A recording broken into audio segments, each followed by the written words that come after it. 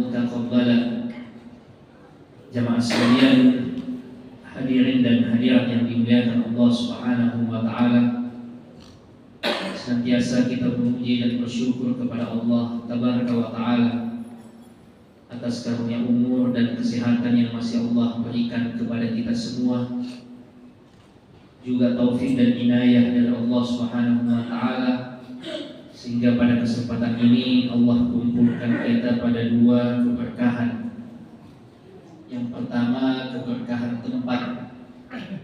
Kita berada di tempat yang terbaik, tempat yang paling dicintai oleh Allah Subhanahu wa taala di atas permukaan bumi ini.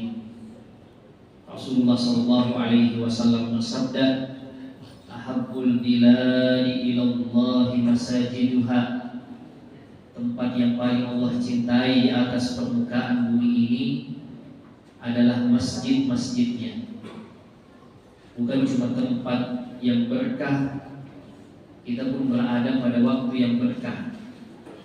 Di hari Jumat, hari yang kata Rasulullah SAW dalam hadis yang diriwayatkan oleh Imam Muslim, tidak ada hari yang lebih baik yang matahari terbit padanya melebihi hari Jumat.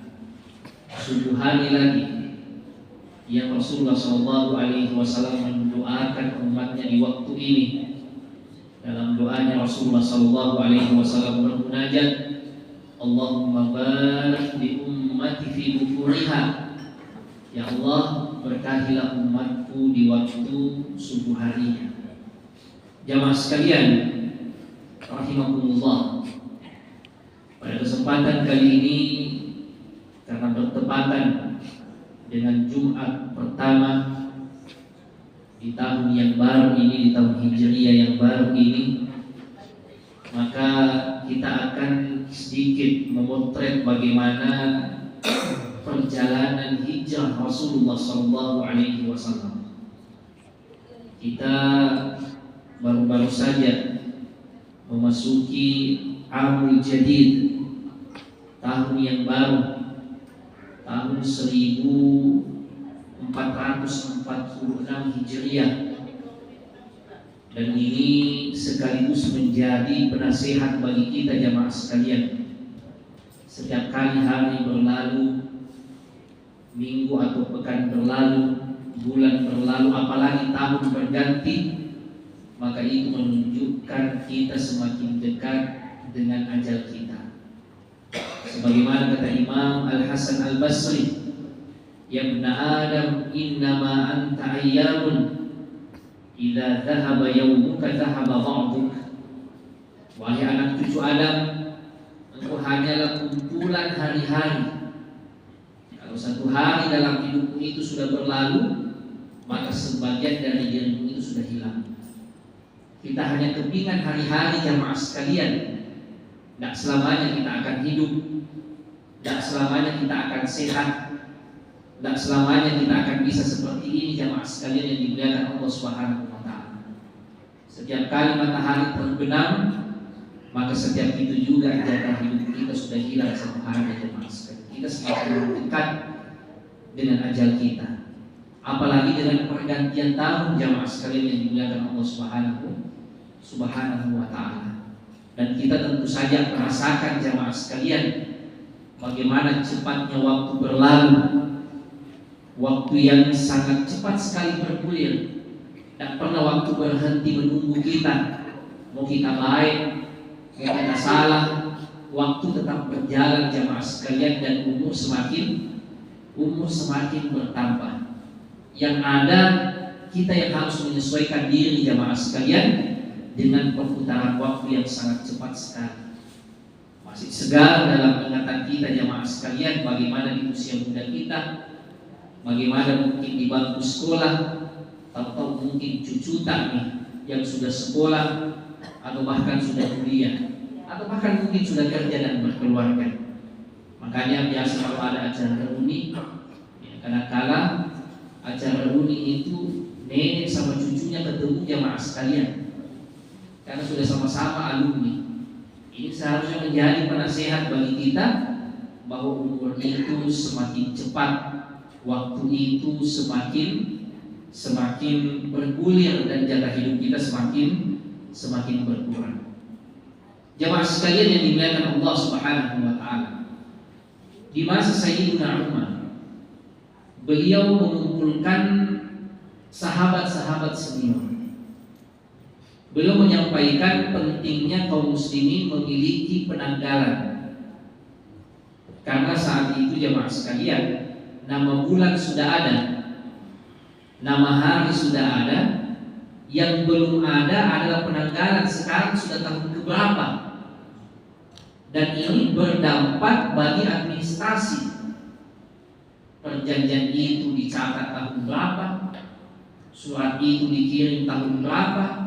Ini semua tidak diketahui jamaah sekalian. Yang ada dalam budaya Arab saat itu, tahun itu dikaitkan dengan kejadian besar yang terjadi.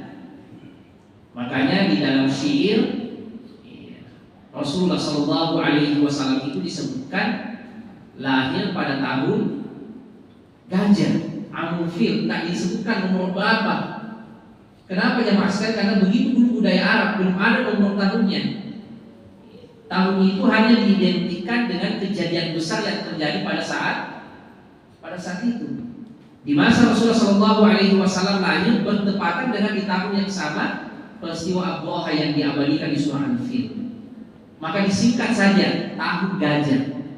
Itulah tahun di mana Rasulullah SAW lahir. Sayyidina Umar radhiyallahu taala anhu rapat dengan sahabat.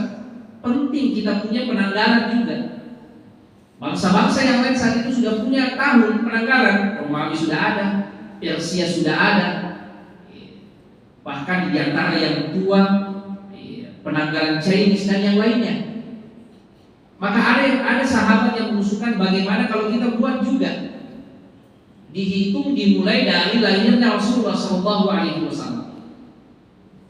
Tahun lahirnya Rasul dihitung sebagai tahun pertama. Ada sahabat yang mengusulkan bagaimana kalau dihitung dari diangkatnya Rasul menjadi Nabi dan Rasul. Tahun di mana Rasul diangkat menjadi Nabi, tahun di mana Rasul menerima wahyu pertama kali, itu dihitung sebagai tahun pertama. Ada yang mengusulkan bagaimana kalau tahun pertama itu dihitung dari hijrahnya Nabi. Tahun pertama dihitung dari peristiwa hijrah. Itu adalah tahun pertama. Nah, Sayyidina Umar radhiyallahu taala anhu memilih yang terakhir ini jamaah sekalian, bahwa tahun pertama itu dihitung dari hijrahnya Rasulullah SAW. Makanya disebut sebagai penanggalan hijriyah, yang indikatornya Qamariyah. Kenapa jemaah sekalian Sayyidina Umar memilih penanggalan itu dimulai dari hijrahnya Nabi? Karena peristiwa hijrah ini jemaah sekalian begitu banyak hikmah yang terkandung di dalamnya. Begitu banyak pelajaran bagi umat ini yang terkandung di dalamnya. Saat itu jemaah sekalian, Rasulullah SAW berdakwah di kota Taif. 10 hari Rasulullah di sana. Beliau pergi jalan kaki, pergi dan pulang. Hanya ditemani oleh seorang sahabatnya Zaid bin Harithah, yang perjalanannya kurang lebih perginya 100 km, pulangnya juga 100 km, kurang lebih 200 km jamaah sekalian. Namun tidak ada satupun yang menerima dakwahnya Nabi. Rasulullah SAW bukan cuma ditolak dakwanya, Rasulullah SAW bahkan mendapatkan tindakan fisik. Beliau dilempari batu sampai beliau berdarah. Namun beliau bukannya marah-marah, beliau bermunajat kepada Allah Subhanahu wa taala, ya Allah, ampuni dha'fa quwwati, ampuni kelemahanku dan sedikitnya strategi. Mungkin mereka seperti itu karena cara yang belum baik. Selama bukan engkau yang marah ya Allah, fala ubali. Selama bukan engkau yang marah ya Allah, saya tidak peduli. Ini luar biasa jamaah sekalian yang dimuliakan Allah Subhanahu wa taala. Rasul ditolak dakwanya, bahkan beliau dilempari batu, bukan marah-marah mendoakan keburukan, beliau membagikan kepada dirinya mungkin cara yang belum terlalu tepat. Tapi selama bukan Allah yang marah pada kita jamaah sekalian, maka jangan terlalu diambil pusing. Yang namanya manusia, ada saja orang yang suka dengan kita, ada saja orang yang tidak suka dengan kita. Makanya Imam Syafi'i mengatakan apa? Ridho nasi goyatul la tudrak. Obsesi untuk menyenangkan semua orang itu adalah cita-cita yang tidak akan pernah tercapai. Kalau kita punya cita-cita mau kasih senang semua orang, itu cita-cita yang tidak akan pernah tercapai, kata Imam Syafi'i. Karena ada saja orang yang tidak suka dengan kita. Ya mau diapa lagi? Kurang apa Rasulullah SAW? Akhlak yang paripurna, fisik yang sempurna. Tapi jamaah sekalian, ada saja orang yang tidak senang dengan Rasulullah SAW. Maka bagaimana lagi dengan kita ini? Bukan nabi, bukan sahabat, manusia biasa, kadang benar, kadang salah. Maka jangan heran kalau ada orang tidak suka dengan kita, itu biasa saja. Yang tidak biasa jamaah sekalian dan berbahaya kalau Allah yang sudah tidak suka dengan kita. Kalau Allah yang sudah tidak suka dengan kita, kepada siapa kita akan bersandar dan mengadu jamaah sekalian yang dimuliakan Allah Subhanahu wa taala. Rasulullah SAW kembali ke kota Mekah, bertepatan dengan musim ziarah, musim haji. Datang orang-orang Arab dari penjuru. Di antara jamaah haji saat itu ada yang datang dari Yathrib, atau yang kita kenal sekarang sebagai Al-Madinah Al-Munawwarah. Ternyata jamaah haji dari Yathrib inilah yang menerima dakwanya Rasul, karena Rasul keliling tenda-tenda jamaah haji dakwah mereka. Dan jamaah haji yang datang dari Yathrib ini yang menerima ajakan Rasulullah SAW pulang ke kampung mereka. Mereka juga mendakwahkan Islam. Setahun setelah itu musim haji lagi, jumlah mereka bertambah 2 kali lipat, dan mereka menyampaikan apa yang disebut dengan Bai'atul Aqabah, janji setia kepada Rasulullah SAW. Kalau nanti Rasulullah datang ke kampung mereka, maka mereka akan melindungi Rasulullah SAW sebagaimana mereka melindungi diri mereka sendiri dan keluarga mereka sendiri. Maka semenjak itu Rasulullah SAW sudah mengizinkan sahabatnya untuk berangkat hijrah dari Mekah ke Madinah. Berangkatlah Umar, berangkat sahabat yang lainnya. Namun Rasulullah SAW sendiri belum berangkat, karena belum turun izin dari Allah Subhanahu wa taala kepada beliau. Abu Bakar berangkat ditahan oleh Rasulullah. Maka Abu Bakar mengatakan, apakah engkau memilihku untuk menemani nanti ya Rasulullah berhijrah? Maka kata Rasulullah, iya, engkau yang akan menemaniku nanti berhijrah. Maka Abu Bakar menangguhkan menunggu Rasulullah SAW sambil beliau menyiapkan bekal dan 2 unta untuk dipakai oleh beliau dan Rasulullah. Makanya unta inilah yang disiapkan oleh Abu Bakar diserahkan nanti kepada Rasulullah. Inilah unta yang paling bersejarah jamaah sekalian. Ini untanya Rasulullah SAW yang diberi nama Qaswa oleh beliau. Unta yang dipakai berhijrah, unta yang dipakai ke Badar, unta yang dipakai umroh, unta yang dipakai haji. Satu-satunya unta yang Rasulullah ada di atasnya dan wahyu turun. Yang saat Rasulullah SAW wafat, untanya Nabi ini berduka, tidak mau makan sampai kemudian unta ini tidak lama setelah wafatnya Nabi yang juga mati jemaah sekalian. Berangkat sahabat-sahabat Rasulullah SAW, Nabi belum berangkat. Ini disadari oleh orang-orang Quraisy. Kenapa? Ini orang Islam habis di kota Mekah, tapi Muhammad masih ada. Tidak ada di Umar, tidak ada di yang lainnya. Maka mereka sendiri ternyata mereka semua sudah berpindah ke Yathrib. Maka rapatlah Abu Jahal, Utbah bin Rabi'ah, Abu Lahab dan yang lainnya jamaah sekalian. Bagaimana caranya agar Muhammad jangan sampai lolos? Pengikut-pengikutnya boleh jadi pergi, tapi jangan sampai Muhammad yang meninggalkan kota Mekah. Rapatlah saat itu jamaah sekalian. Ada yang mengusulkan bagaimana kalau Muhammad dipenjara saja. Usulan itu ditolak oleh Abu Jahal. Tidak cocok. Bagaimanapun kita penjara, pasti datang nanti sahabatnya dibebaskan. Tidak mungkin ia biarkan Muhammad di penjara. Ada yang mengusulkan biar Muhammad keluar dari kota Mekah. Yang penting jangan di kampung kita ini. Terserah dia mau apa di kampungnya orang, yang penting jangan dia buat aneh-aneh di kampung kita. Kata Abu Jahal, tidak, bahaya juga. Karena Muhammad ini bagus sekali tutur katanya. Orangnya gagah, perbuatannya sangat indah sekali. Ia bisa menyebarkan ajarannya kalau di mana ia berada nanti. Semua usulan tertolak, yang masa bingung mereka sampai Abu Jahal berpikir saya punya pandangan.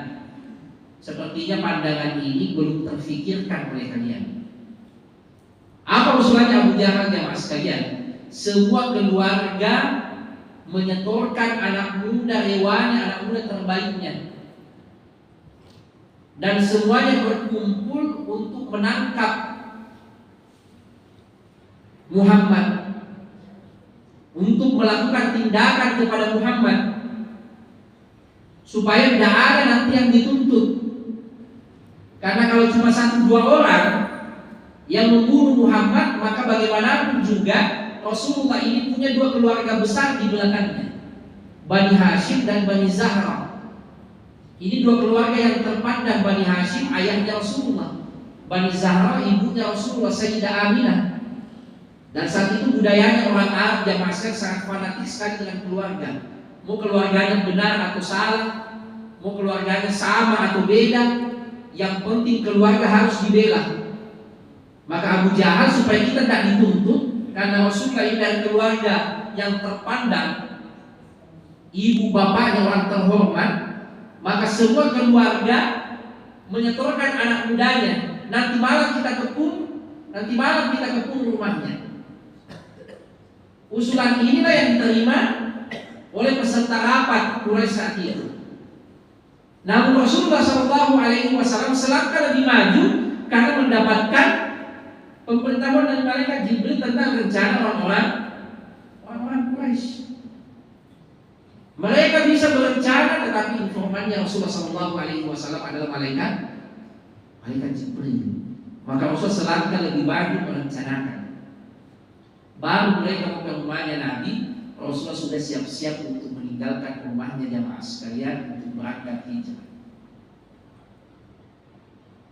Pada sore harinya atau di awal waktu malam, Rasulullah SAW keluar dari rumah dan sudah mulai datang anak-anak muda itu.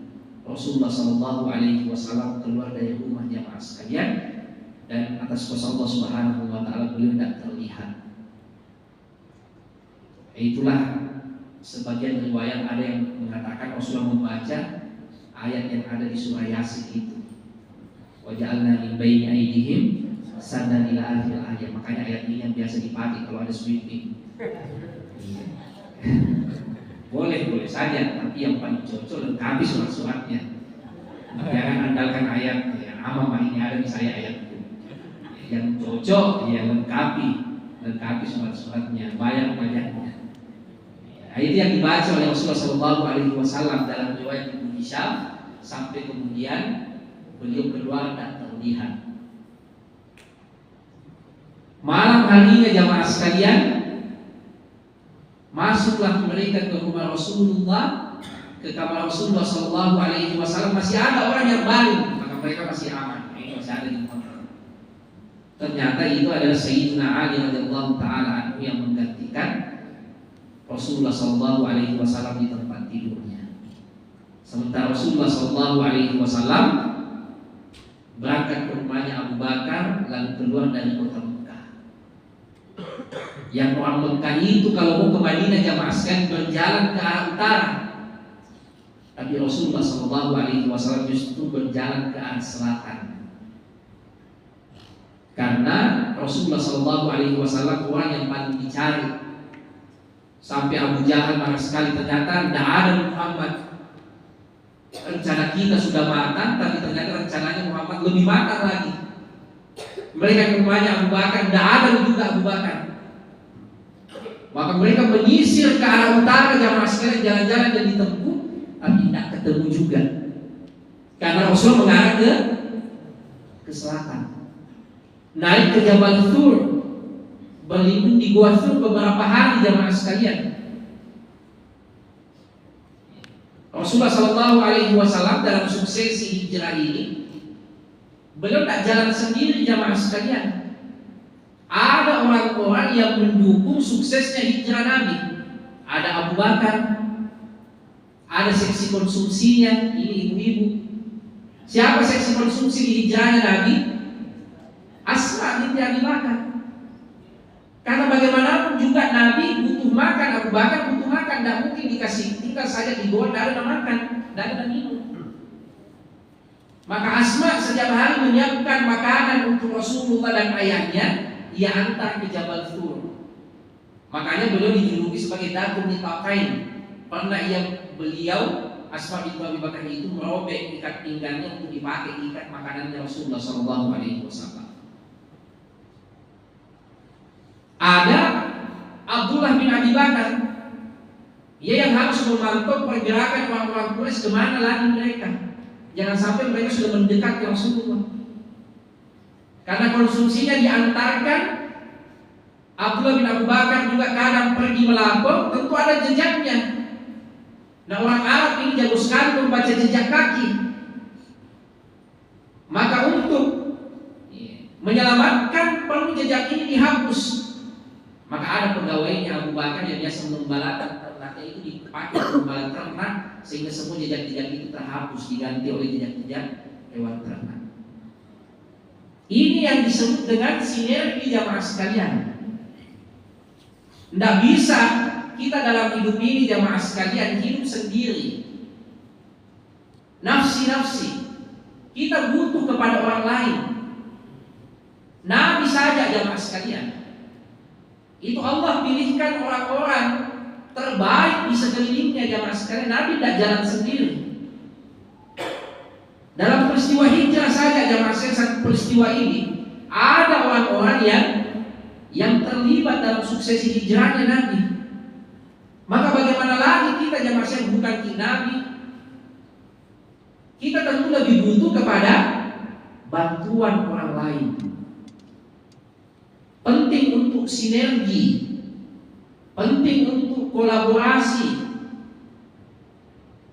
penting untuk kita membangun jiwa sosial kita kepada sesama. Nabi jamaah sekalian membutuhkan orang-orang di sekelilingnya. Nabi tidak jalan sendiri. Ada Abu Bakar yang orangnya sangat kaya raya dan lembut hatinya. Ada seperti Umar yang tegas.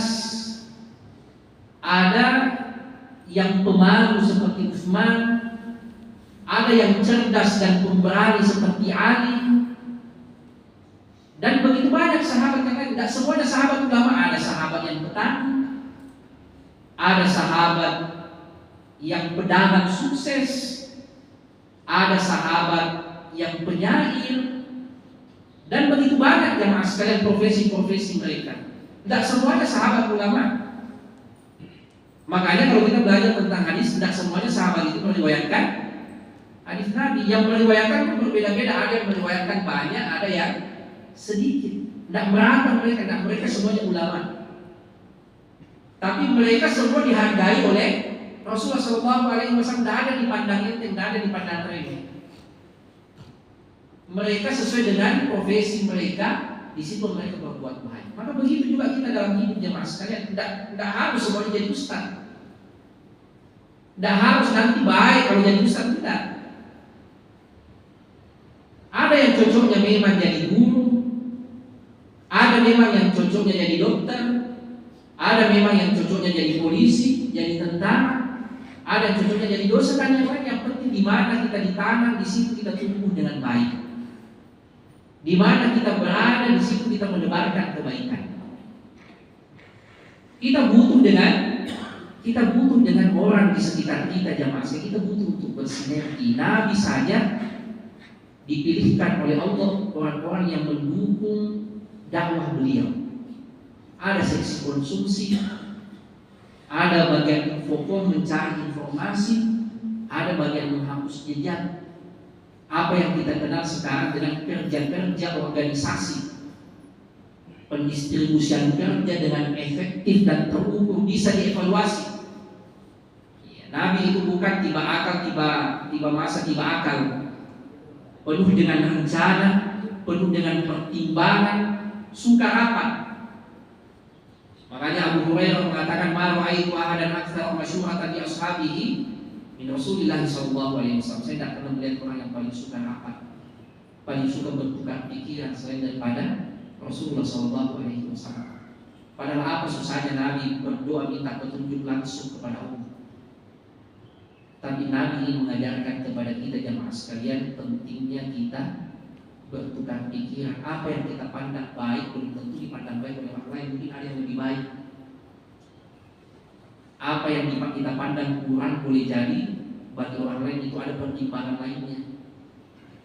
Penting kita mengumpulkan pandangan. Apa yang difikirkan oleh satu kepala tentu berbeda dengan apa yang dipikirkan oleh 10 kepala dengan latar belakang mereka yang berbeda-beda. Yang kedua jamaah sekalian yang dimuliakan Allah Subhanahu wa taala, Rasulullah sallallahu alaihi wasallam pada peristiwa hijrah mengajarkan tentang pentingnya proses dalam hidup. Nabi itu jamaah sekalian start dari Jabal Thur hari Senin sampai di Kuba itu 1 pekan persis, tiba di hari Senin juga. 1 minggu lamanya perjalanan beliau 1 pekan. Padahal Nabi bisa diperjalankan oleh Allah dalam sekejap jamaah sekalian. Sebagaimana pada peristiwa sebelumnya, 3 tahun sebelum Nabi hijrah ada peristiwa yang luar biasa yang kita kenal dengan peristiwa Isra dan Mi'raj. Subhanalladzi asra bi 'abdihi lailan minal masjidil haram ilal masjidil aqsa alladzi barakna hawlahu. Maha suci Allah yang memperjalankan hambanya dari Masjidil Haram Mekah ke Masjidil Aqsa Baitul Maqdis Palestina dalam 1 malam. Ini lebih jauh lagi dari Madinah. Palestina jamaah lebih jauh ke utara, 2 kali lipat, bahkan lebih. Tapi kenapa itu tidak dilakukan oleh Nabi di saat hijrah? Allah tidak mengisahkan nabinya pada saat hijrah. Kenapa harus menempuh cara-cara yang dilakukan oleh manusia? Kenapa harus sampai 1 minggu capek? Nabi ingin mengajarkan, kata ulama kita, kepada umatnya pentingnya proses. Jangan sampai kita jamaah sekalian kita melihat orang yang berhasil langsung berhasilnya saja dilihat. Kita tidak pernah tahu bagaimana orang itu berproses, bagaimana orang itu bisa sampai di titik itu yang mas sekalian. Ada orang mungkin kita lihat sudah senangnya ngaji, bagusnya di pekerjaannya, padahal kita tidak tahu bagaimana proses yang sudah ia lakukan, bagaimana dulu dia waktu kuliah. Mungkin pernah tidak ada yang bisa dia makan jamaah sekalian, tidak ada lagi kiriman dari kampung. Itu kalau kita baca jamaah sekalian biografi orang-orang sukses, kita baca bagaimana perjuangan mereka. Ada seorang tokoh, guru besar ahli tata negara di negara kita jamaah sekalian, waktu sekolah itu kalau malam belajar di kuburan Cina, karena di rumahnya tidak ada lampu. Di kuburan Cina itu ada lampu, jadi di sini dia pergi belajar kalau malam. Ada yang lain juga seorang ahli tata negara, waktu sekolah jamaah sekalian hampir-hampir tidak pernah makan nasi kecuali hanya ubi saja terus, karena tidak ada beras. Nah kita kadang yang cuma lihat bagaimana ia hari ini, kita tidak tahu bagaimana proses yang sudah ia jalani. Itu yang ini diajarkan oleh Nabi SAW kepada umatnya. Makanya orang Arab itu punya pepatah, punya kata hikmah, tarjun najata walam tasluk masalikaha innas safinata la tajri ala yamsin. Engkau menginginkan kesuksesan tapi tidak menempuh jalannya orang-orang sukses. Sesungguhnya perahu itu tidak mungkin berlayar di atas daratan. Kalau kita mau sukses, tempuh jalannya orang-orang sukses. Kalau kita mau hidup luar biasa, maka kita juga harus mempersiapkan cara-cara yang luar biasa. Cara biasa mungkin orang masih tidur 8 jam semalamnya, tapi orang yang memiliki cita-cita luar biasa mungkin tidurnya sisa 5 jam, 6 jam atau kurang dari itu jamaah sekalian yang mulia Allah Subhanahu wa taala. Rasulullah berproses sepekan lamanya perjalanan beliau, dan Rasulullah lebih berat jamaah sekalian karena Rasulullah mengarah ke selatan baru merapat ke barat dekat Laut Merah pinggir pantai, baru beliau meniti jalan baru menuju ke utara ke Madinah. Bukan jalan yang biasa dilalui oleh orang-orang jamaah sekalian. Nabi ini dicari, Nabi ini dikejar. Beliau tidak mungkin menempuh jalan yang biasa. Beliau menempuh jalan baru, tidak biasa. Kalau sekarang jamaah sekalian mudah sekali orang Mekah ke Madinah atau orang Madinah ke Mekah, tidak perlu 1 minggu, 2 jam sampai jamaah sekalian. Sudah ada kereta cepat. Naik taksi 3 jam, 3 jam setengah. Naik bus kita biasa jamaah umroh 5 jam sampai Mekah. Nabi jamaah sekalian sampai sepekan, 1 minggu lamanya. Hajinya Nabi juga haji wada 8 hari perjalanan beliau, karena beliau memakai pakaian ihram, beliau berihram dari Madinah ke Mekah 8 hari. Sekarang jamaah haji alhamdulillah kalau naik bus 5 jam 6 jam sampai di jamaah sekalian. Jangankan mereka, kita saja yang jauh dari Makassar 11 jam 12 jam ada mungkin di Madinah. Ini kenikmatan yang ada di masa kita jamaah sekalian, apa-apa semua serba instan. Nabi jamaah sekalian berproses perjalanan yang panjang, dinamika di jalanan. Beliau ketemu di jalanan dengan seorang Arab, kenal dengan Abu Bakar. Dia bertanya, siapa itu wahai Abu Bakar yang bersamamu? Kebetulan dia tidak kenal dengan Nabi. Abu Bakar bingung. Saya mau bilang ini Nabi bahaya, tidak bilang jangan sampai saya bohong. Abu Bakar mengatakan hadin yahdin thariq. Ini penunjuk jalan yang menunjuk jalan. Abu Bakar tak bohong, karena memang Nabi penunjuk jalan yang benar, artinya selamat mereka. Kata ulama ini saking tidak bolehnya bohong, saking tidak baiknya berdusta. Dalam kondisi darurat sekalipun jangan sampai bohong. Ya, buat perkataan yang mungkin orang salah menangkap, tapi kita tidak bohong. Sampai kemudian jamaah sekalian di hari Senin di pekan berikutnya Rasulullah tiba di Kuba. Beliau membangun masjid yang pertama dibangun oleh Rasulullah, yaitu Masjid Kuba. Beliau tinggal Senin, Selasa, Rabu, Kamis, Jumat. Hari kelima beliau di Kuba, hari Jumat. Beliau sholat Jumat, kemudian masuk ke dalam kota Madinah. Makanya di dekat Masjid Kuba itu ada Masjid Jumu'ah. Disitulah kali pertama Rasulullah SAW sholat Jumat. Ya, dari sejak Senin, Selasa, Rabu, Kamis, Jumat, beliau juga membangun Masjid Kuba, masjid yang memiliki keutamaan yang ada di kota Madinah saat sekarang ini. Hari Jumat jamaah sekalian beliau masuk ke kota Madinah. Sampai beliau di tengah kota Madinah, Rasulullah SAW diperlukan oleh para sahabatnya. Biar Nabi di rumahku tinggal, karena Nabi belum punya rumah jamaah sekalian. Madinah bukan kampungnya Nabi. Tapi apa kata Nabi? Da'uha fa innaha ma'murah. Biarkan unta ini memilih tempatnya karena ia diberi petunjuk oleh Allah. Keliling untanya Nabi berhenti di lahan kosong milik anak yatim dan Bani Najjar. Di situ masih ada bekas-bekas pohon kurma, puing-puing bangunan tua, dan kuburan-kuburan tua sebagian. Inilah yang dibersihkan jamaah sekalian. Kemudian di atasnya Nabi membangun Masjid Nabawi. Selesai beliau membangun Masjid Nabawi, beliau bangun rumah di sampingnya jamaah sekalian, tempat beliau dimakamkan sekarang. Namun saat proses pembangunan masjid dan rumah Rasulullah, sahabat memperlukan Nabi, ditarik-tarik, ya Rasul di rumah dulu. Tapi ada sahabat yang sangat pintar, namanya Abu Ayyub Al-Ansari. Saat sahabat memperlukan Rasulullah, ia justru keuntanya Nabi, ambil bekalnya Nabi, ia simpan di rumahnya. Kata Nabi, di mana bahanku berada di situ kan juga bermalam. Karena tidak mungkin saya tinggal di rumah yang tidak ada bahanku di situ. Dicek barangnya Nabi dengan sudah ada di rumahnya Abu Ayyub Al-Ansari, ya sudah di situ saya pasti tinggal. Di situlah Rasulullah SAW tinggal bersama dengan Abu Ayyub Al-Ansari. Masjid Nabawi dibangun. Kemudian jamaah sekalian, selesai Masjid Nabawi dibangun, baru beliau membangun rumah di sampingnya. Makanya kata ulama kita, ini pelajaran dari Nabi, al-jar qabla dar.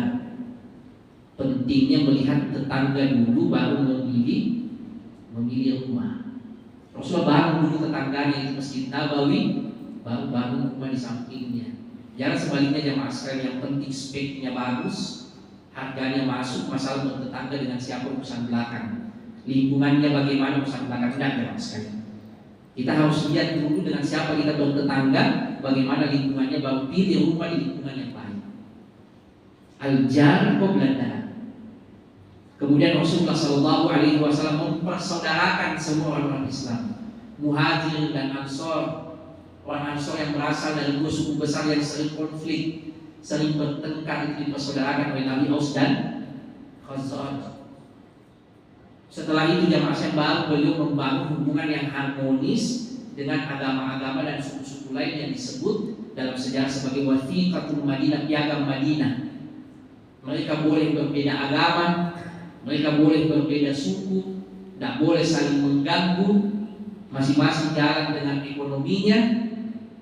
Tapi kalau menyangkut keamanan dan stabilitas sosial, menjadi tanggung jawab bersama. Ingat 3 program pertamanya Nabi saat hijrah jamaah sekalian: bangun masjid, persaudarakan kaum muslimin, jalin hubungan harmonis dengan agama lain di kota Madinah. Dan semuanya untuk membangun stabilitas sosial. Yang pertama, bangun masjid. Masjid itu tempatnya orang bersatu jamaah sekalian, multaqal muslimin. Makanya masjid di masa Rasulullah SAW betul-betul hidup jamaah sekalian. Ada apa-apa, ayo rapat di masjid. Bahkan ada sahabat yang Rasulullah minta agar dia dirawat di dalam masjid. Mau ketemu dengan Nabi, orang langsung tahu, ya sudah sholat di masjid, pasti ketemu dengan Nabi. Masjid betul-betul menjadi multaqal muslimin, tempatnya hati-hati bersatu. Makanya sedih jamaah sekalian kalau masjid menjadi tempatnya hati-hati berpecah belah jamaah sekalian. Masjid itu tempatnya orang bersatu. Masa orang di pasar bisa bersatu, orang yang ada di masjid berkelahi jamaah sekalian? Apa yang kita cari? Masjid itu tempatnya orang bersatu, tempatnya hati-hati terpaut. Yang kedua jamaah sekalian yang dimuliakan Allah Subhanahu wa taala, Rasul persaudarakan orang beriman. Yang dahulu mereka biasa bertengkar. Aus dan Khazraj ini jamaah sekalian sama-sama orang Madinah, tapi beda suku, berkelahi terus. Tapi dengan mereka masuk Islam sudah dipersaudarakan oleh Rasulullah. Sampai mereka sangat dekat sekali, sampai mereka merasa seperti sudah akan saling mewariskan. Tapi ditegur oleh Allah Subhanahu wa taala bahwa warisan itu hanya diberikan kepada orang yang memang memiliki hubungan darah, orang yang sudah ditetapkan di dalam Al-Quran. Dan bisa karena dekat sekali, baru kemudian ia akan mendapatkan warisan. Tidak bisa. Dia bisa mendapatkan wasiat, kasih nanti sekian, tapi dia tidak bisa mendapatkan warisan. Saking dekatnya jamaah saya, yang dahulu mereka biasa bertengkar, biasa konflik. Yang ketiga jamaah sekalian, Rasul membuat Wathiqatul Madinah, piagam Madinah. Karena Madinah ini multikultur, bukan cuma orang Islam saja yang di situ, bukan cuma orang Bani Hashim, Aus dan Khazraj saja, tapi ada Bani Qainuqa, ada Bani Nadir, ada Bani Quraidah, ada orang Yahudi, ada orang Nasrani, ada agama-agama yang lain. Nah, kalau tidak dibangun hubungan yang harmonis, bertengkar terus, konflik terus, tidak ada yang bisa jalan. Makanya ulama kita mengatakan kalau konflik itu terjadi, agama tidak bisa tegak, dunia tidak bisa dapat. Lihat bagi orang yang konflik jamaah sekalian, agama tidak bisa tegak, mereka tidak bisa beribadah dengan tenang. bisa dapat, tidak bisa bekerja jamaah sekalian. Mau bekerja apa kalau konflik? Makanya ini yang dibangun oleh Nabi sejak pertama kali jamaah sekalian, bagaimana membangun stabilitas sosial. Karena kalau masyarakat sudah stabil, orang bisa berdakwah, orang bisa beribadah dengan tenang. Dunianya juga bisa dapat, orang bisa bekerja dengan baik. Makanya itulah dilakukan oleh Nabi saat pertama kali hijrah jamaah sekalian yang dimuliakan Allah Subhanahu wa ta'ala. Inilah yang dipilih oleh Sayyidina Umar sebagai tahun pertamanya kaum muslimin. Jadi kalau hari ini sudah 1446 tahun, jadi itu peristiwa hijrah itu terjadi seperti itu jemaah sekalian, 1446 tahun yang lalu.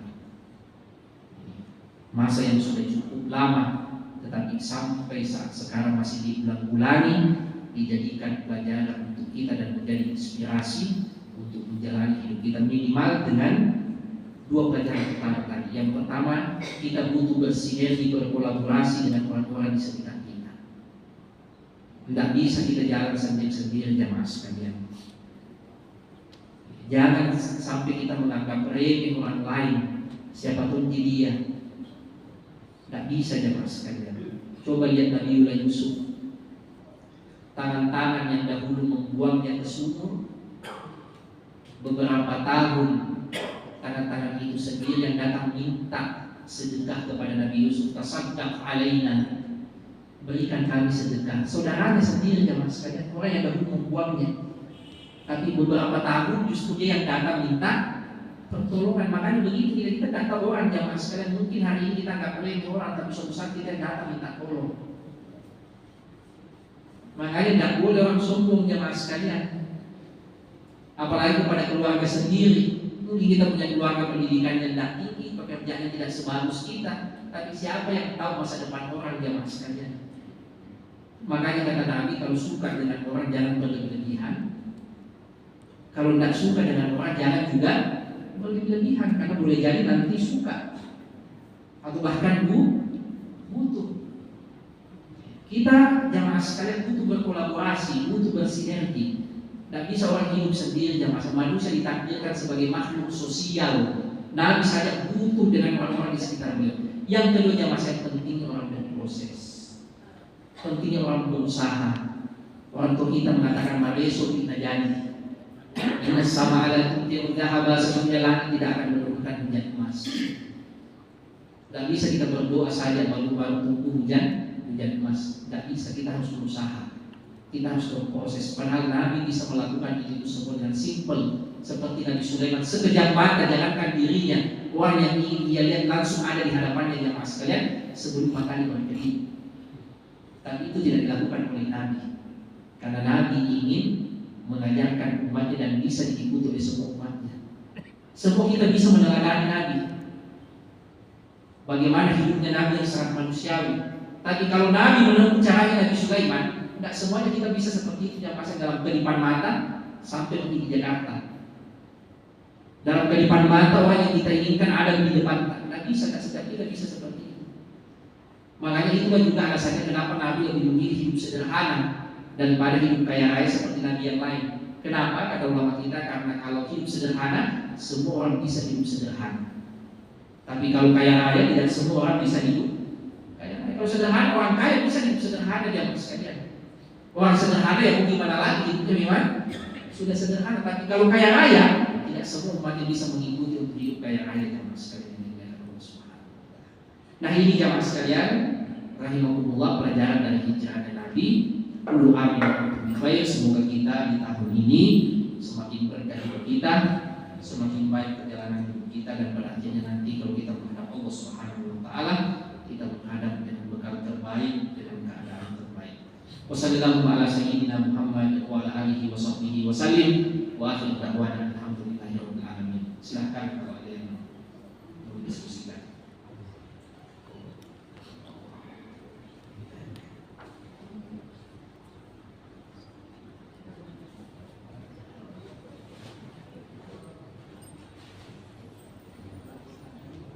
Kalau tidak ada kita tutup.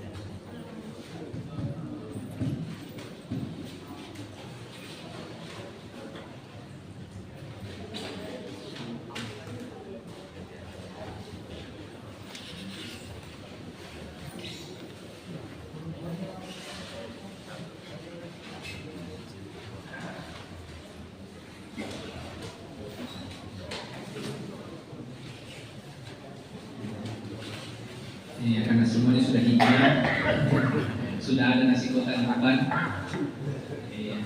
Kita tutup dengan doa. Bismillahirrahmanirrahim. Alhamdulillahirabbil alamin. Allahumma shalli ala sayyidina Muhammad wa ala sayyidina Muhammad. Kama shallaita ala Ibrahim wa ala ali Ibrahim fil alamin innaka Hamidum Majid. Allahumma ati nufusana taqwaha wa zakkiha anta khairun man zakkaha anta waliyuha wa maulaha. Allahumma inna na'udzu bika min jahdil bala'i wa dharki syaqa'i wa su'il qada'i wa syamatatil a'da'. Allahumma inna na'udzu bika min zawali ni'matik wa tahawuli afiyatik wa hujaati nikmatik wa jami'i sakhatik. Allahumma inna na'udzu bika minal barasi wal jununi wal bidari wa min sayyi'il asqam. Allahumma arham walidina warhamhum wa la tadawna siwa. Rabbana atina fid dunya hasanah wa fil akhirati hasanah wa qina adzabannar. Amin. Assalamualaikum warahmatullahi wabarakatuh. Waalaikumsalam warahmatullahi wabarakatuh.